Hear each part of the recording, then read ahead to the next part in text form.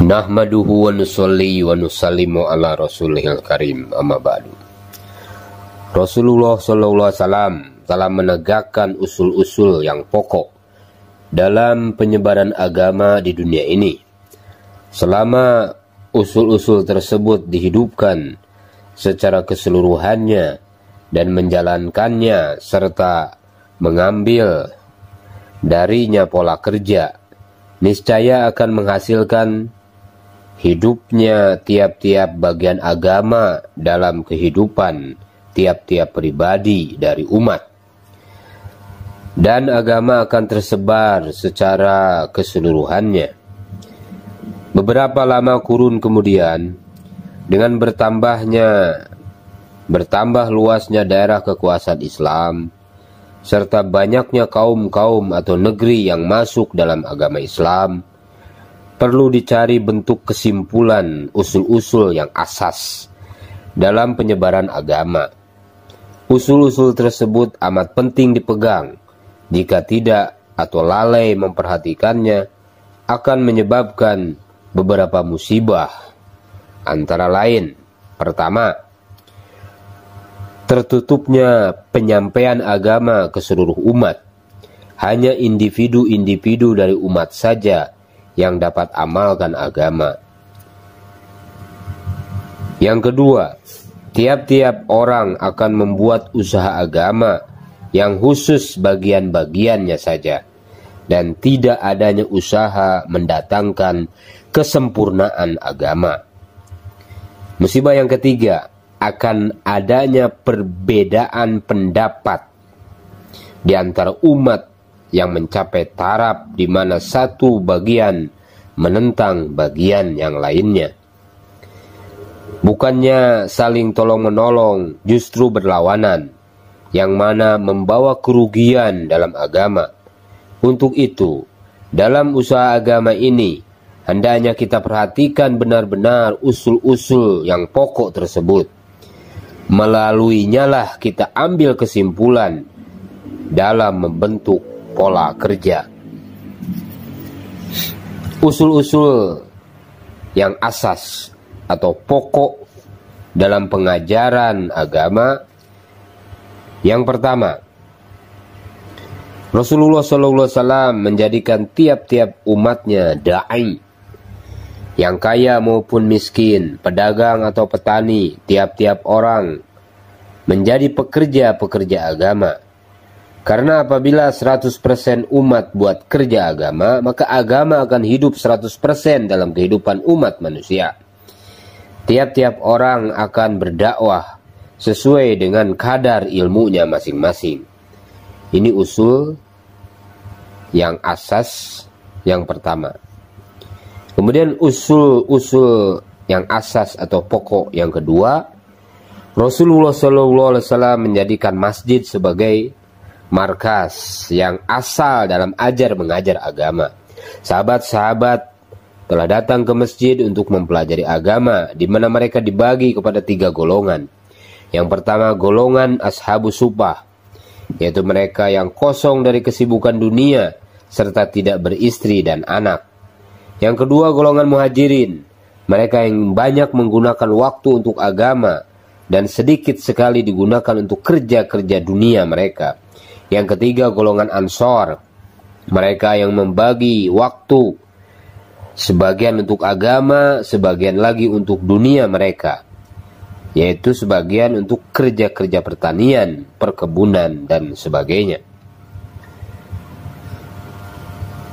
Kemudian usul-usul yang asas atau pokok dalam pengajaran agama. Yang ketiga adalah bertambahnya orang-orang baru di dalam Islam.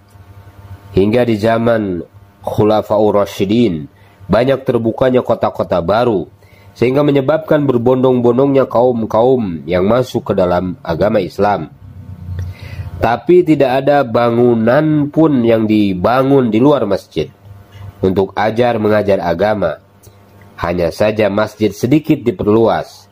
Di dalamnya diketahui syarat yang khusus, yaitu cara, bentuk, adab yang didapati saat belajar agama dalam masjid tidak akan didapati kalau diterapkan di luar masjid.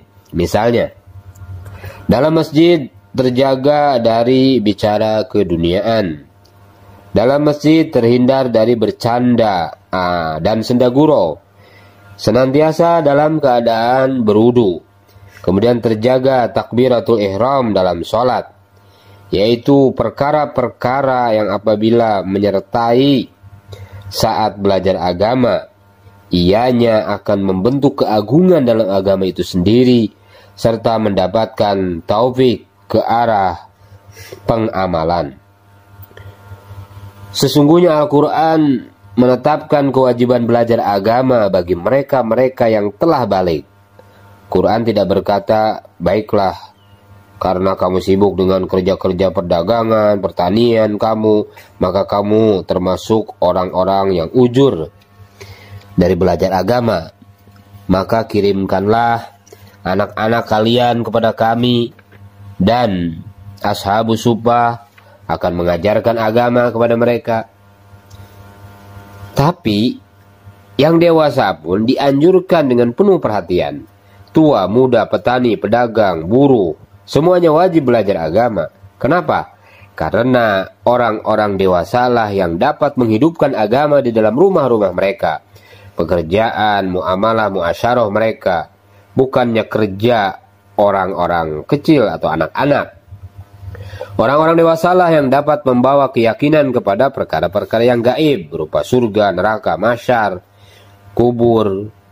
Sebaliknya, anak-anak kecil tidak dapat bawa keyakinan tersebut, dan hanya orang-orang dewasalah yang dapat memahami keagungan Allah dan perintah-perintah Allah Subhanahu wa Ta'ala.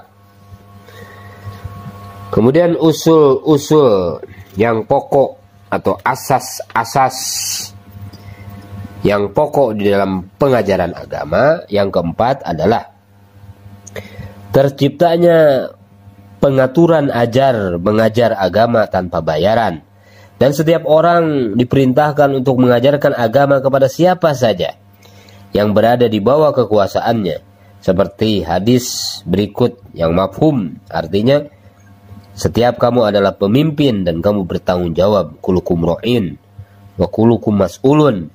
Setiap kamu adalah pemimpin dan kamu bertanggung jawab atas apa yang kamu pimpin. Kalaulah tiap-tiap yang mengajar di rumahnya dan menjadi ustadz bagi keluarganya sendiri, maka tidak akan ada pembayaran atau persyaratan-persyaratan lainnya. Demikianlah, tanpa bayaran seseorang dapat belajar dan mengajar agama sebagaimana yang telah dilaksanakan oleh para sahabat-sahabat radhiyallahu anhum. Kenapa? Karena agama sangat penting bagi kehidupan manusia, sebagaimana pentingnya udara dan air bagi kehidupan manusia. Bedanya yang satu untuk rohani dan yang lain untuk jasmani. Allah Subhanahu wa Ta'ala telah meletakkan manfaat udara dan air bagi manusia tanpa bayaran.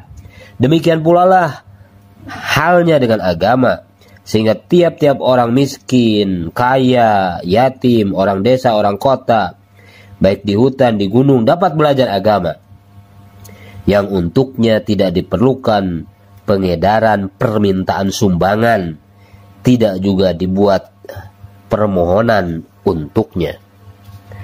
Makanan untuk ashabus suffah tidak diatur dari rumah Abu Bakar, tidak juga dari rumah Utsman radhiyallahu anhu, tidak juga dari Abdurrahman bin Auf radhiyallahu anhu dan orang-orang kaya lainnya. Tapi mereka belajar dalam keadaan fakir, yang mana dengannya menumbuhkan keagungan kemuliaan agama. Padahal para dermawan banyak terdapat di Madinah yang dapat menafkahkan hartanya, yang mana dengan satu isyarat saja semua harta dikumpulkan untuk biaya pengajaran. Tapi semua itu tidak dikerjakan karena targhib, menginfakkan harta hanya untuk jihad saja, karena untuknya diperlukan kendaraan, senjata, pedang, dan nafkah selama dalam perjalanan. Ini yang keempat. Kemudian yang kelima, usul-usul yang asas atau pokok di dalam pengajaran agama. Pertama-tama yang diajarkan adalah keimanan atau akhlak yang dapat diketahui dari hadis berikut, di mana Raja Habasyah bertanya kepada Ja'far bin Abi Thalib radhiyallahu anhu, apakah yang Nabi kamu ajarkan kepada kamu? Dijawab dengan satu jawaban yang dapat diterima akal pikiran. Kenapa? Karena hanya melalui sifat-sifat tersebutlah seseorang dapat mengamalkan perintah-perintah Allah Subhanahu wa taala. Tanpa sifat-sifat tersebut akan sulit mengamalkannya. Sekarang, karena tertib atau sistem pengajaran agama kita telah berubah, maka pengamalannya agak sukar dan sulit. Kalaulah yang pertama-tama diajarkan kedua perkara tersebut di atas, yaitu iman dan akhlak, di mana dengan keimanan tersebut akan mendorongnya kepada penghadiran bayangan-bayangan akhirat yang sempurna, akhlak pun akan datang dalam kehidupan. Sehingga dengan akhlak tersebut tidak akan menimbulkan pertentangan dan perselisihan antara umat. Bahkan sahabat-sahabat radhiyallahu anhu tetap bersatu padu walaupun terjadi perbedaan pendapat. Mereka telah berkasih sayang dan saling memuliakan, ikram satu dengan yang lainnya.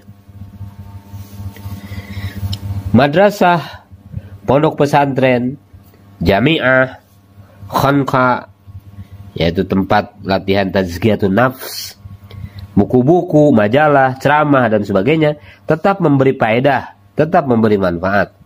Dan bentuk ini pun sangat penting, tapi manfaatnya kurang dibandingkan dengan sistem, cara atau tertib yang asas atau pokok yang dibuat Rasulullah SAW.